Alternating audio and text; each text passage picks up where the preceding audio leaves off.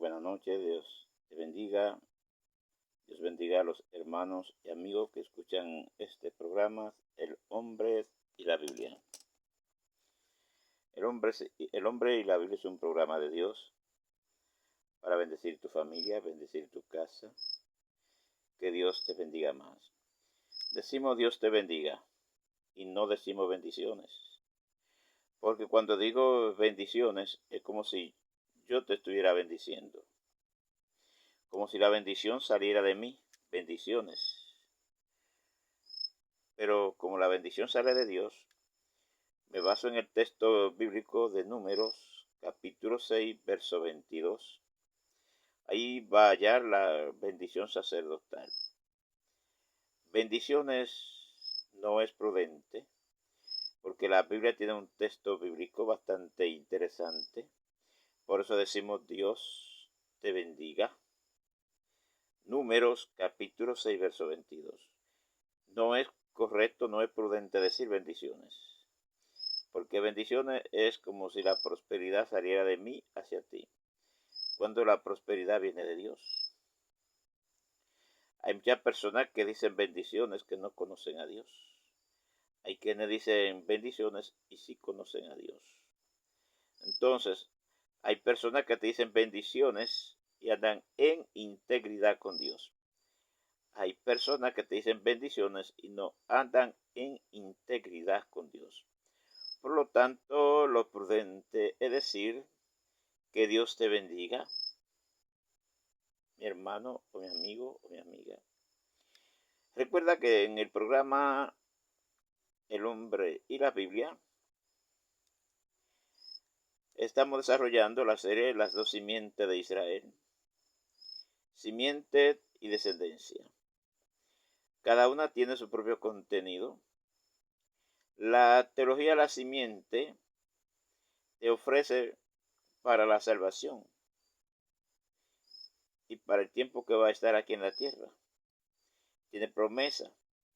Pero la teología, la descendencia no. Porque la teología de la descendencia no contempla a Jesucristo. Por eso lo crucificaron cuando él vino, porque no lo aceptaron. No aceptaron a Jesucristo. Teología, la simiente tiene un contenido muy diferente a la teología, la descendencia. Hoy seguimos con el programa El Hombre y la Biblia. Dentro de la serie Las dos teologías de Israel, hemos estado desarrollando lo que se puede decir método histórico-gramatical. Método histórico-gramatical lo usó Moisés, lo usaron los profetas, lo usó Jesús y lo usaron los apóstoles. El mismo método, un mismo sentir y un solo espíritu. Pero te recuerdo que el método histórico-gramatical se divide en dos partes. La historia, que consta de 7 pasos, como ya te lo he dicho. Antecedentes, origen, causa, consecuencia, personajes, lugar y época. Son 7 pasos que tiene la historia. Te recuerdo que hay 6 propósitos generales para la predicación. Con la D, devocional.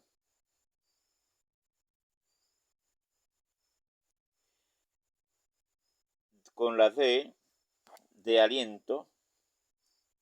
Con la D, doctrinal. Con la E, evangelítico. También con la E, ético-moral. Y el 6, que con la C, consagración. Lo ponemos de esta forma para que tú puedas memorizarlo mejor. Porque el hombre aprende relacionando y asociando las cosas. Así es que el hombre aprende relacionando y asociando las cosas. Volvemos atrás. Con la D, doctrinal, devocional, de aliento, con la E evangelístico, ético, moral, con la C consagración. Pero hoy vamos a estar hablando del propósito general de la predicación de aliento. De aliento lo puede hallar en el libro de Mateo, capítulo 5. Ahí lo tiene. Mateo, capítulo 5, hasta el verso 25. Ahí hay muchos mensajes de aliento. Léelo al paso. Léelo al paso. Mateo, capítulo 5, hasta el verso 25. Ese es de aliento. Cuando tú te pones a revisarlo, te vas a dar cuenta que Jesús estaba dándole aliento a las personas que estaban en aquel lugar. Jesús.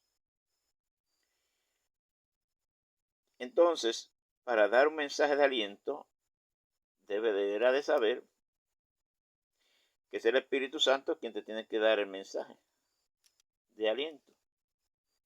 En el libro de Mateo, capítulo 5, verso 1 al 25, va a haber muchos mensajes de aliento.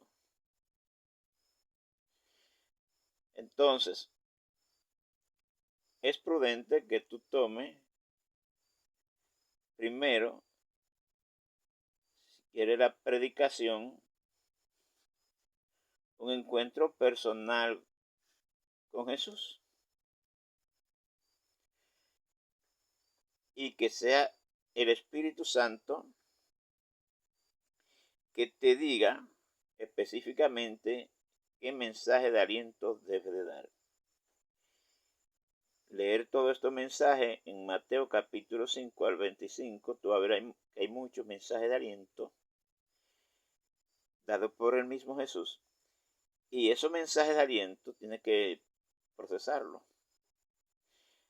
en tu memoria. Entonces Jesús es el que te va a decir cuál mensaje de aliento es que va a dar. O si lo va a dar todo, o cuáles, porque quien decide es Jesús. En la congregación, el que sabe cuál es la necesidad es el Espíritu Santo, porque el Espíritu Santo escudriña la mente y los corazones. Entonces el Espíritu Santo sabe cuál es la necesidad y el mensaje te lo va a dar conforme a la necesidad. Pero si en cambio, en lugar de buscar la dirección del Espíritu Santo para dar un mensaje, lo hace por tu propia inteligencia, va a quedar mal, pero bien mal. No va a tener buenos resultados. Entonces los mensajes de aliento, específicamente los de aliento, debe de tener una seguridad de que es el Espíritu Santo quien te está conduciendo desde el principio hasta el final. Selecciono el mensaje que me dio el Espíritu Santo, lo llevo al semillero miléstico, o sea, puedo anotarlo en un cuaderno para que no se me olvide y luego ponerlo en mi memoria. Vuelvo atrás. Primero tomo el mensaje, lo anoto en un cuaderno, lo pongo en mi mente. En mi mente ese mensaje se va a desarrollar, va a germinar, va a dar buenos frutos. Y luego, entonces, es que me va a indicar a quién le voy a dar el mensaje. Muchas veces tenemos mensajes en nuestra memoria ya desarrollado y todavía el Espíritu Santo no nos ha dicho a quién se lo va a dar el mensaje, porque Dios le anda alante al pecado. Dios es Dios. A Dios nadie le coge alante. Y después, entonces te va a decir a quién le va a dar el mensaje. Tengo el mensaje ya procesado y luego alguien me dice o te dice, ¿usted está dispuesto a predicar? Claro que sí, pero ya tengo el mensaje. Ya lo tengo. O sea, tiene que haber una coherencia. Él me da el mensaje. lo pongo en el semillero homilético, lo escribo en un cuaderno y luego a mi memoria. Lo tengo en mi memoria. Luego que tengo ese mensaje en mi memoria, entonces el Espíritu Santo va a usar el pastor de la iglesia y me va a dar la oportunidad de predicar ese mensaje. Porque eso es así que el Espíritu Santo te confirma. Te da el mensaje, te llega el mensaje, ese texto bíblico te elige. El texto bíblico es quien te elige a ti. Tú no eliges el texto bíblico. Es el texto bíblico que te elige a ti. Pero es tú leyendo la Biblia. Cuando el texto bíblico te elige a ti, tú agarras ese texto bíblico, lo escribes en un cuaderno, te lo lleva a la memoria, lo procesas, luego te desarrolla el mensaje en tu mente. Pero más luego, ¿quién te va a confirmar? El pastor o alguien varón. Usted está dispuesto a predicar tal día, ya te confirmó. Entonces ese mensaje te lo dio el Espíritu Santo para la iglesia. Hay mensajes que no son para la iglesia, sino para persona particular, y él te lo confirma. Siempre espera la confirmación del Espíritu Santo en cualquier mensaje.